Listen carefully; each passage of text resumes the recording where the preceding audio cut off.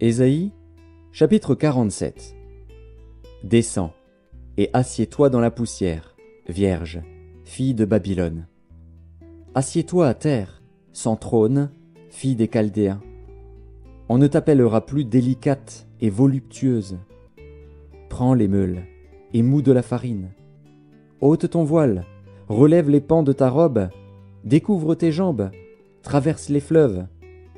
Ta nudité sera découverte, et ta honte sera vue. J'exercerai ma vengeance, je n'épargnerai personne. Notre Rédempteur, c'est celui qui s'appelle l'Éternel des armées, c'est le Saint d'Israël. Assieds-toi en silence, et va dans les ténèbres, fille des Chaldéens. On ne t'appellera plus la souveraine des royaumes. J'étais irrité contre mon peuple, j'avais profané mon héritage, et je les avais livrés entre tes mains. Tu n'as pas eu pour eux de la compassion, tu as durement appesanti ton joug sur le vieillard. Tu disais, à toujours je serai souveraine.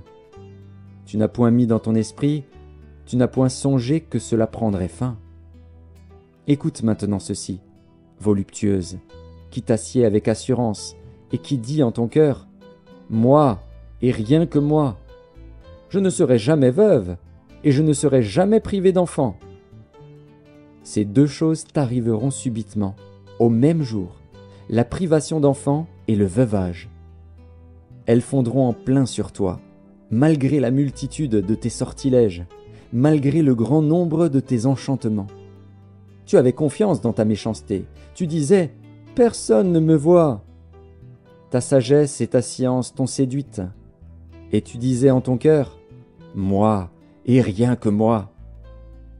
Le malheur viendra sur toi, sans que tu en voies l'aurore. La calamité tombera sur toi, sans que tu puisses la conjurer. Et la ruine fondra sur toi tout à coup, à l'improviste. Reste donc au milieu de tes enchantements et de la multitude de tes sortilèges, auxquels tu as consacré ton travail dès ta jeunesse. Peut-être pourras-tu en tirer profit, peut-être deviendras-tu redoutable. Tu t'es fatigué à force de consulter. Qu'ils se lèvent donc et qu'ils te sauvent, ceux qui connaissent le ciel, qui observent les astres, qui annoncent, d'après les nouvelles lunes, ce qui doit arriver. Voici, ils sont comme de la paille, le feu les consume, ils ne sauveront pas leur vie des flammes. Ce ne sera pas du charbon dont on se chauffe, ni un feu auprès duquel on s'assied. Tel sera le sort de ceux que tu te fatiguais à consulter. Et ceux avec qui tu as trafiqué dès ta jeunesse se disperseront chacun de son côté. Il n'y aura personne qui vienne à ton secours.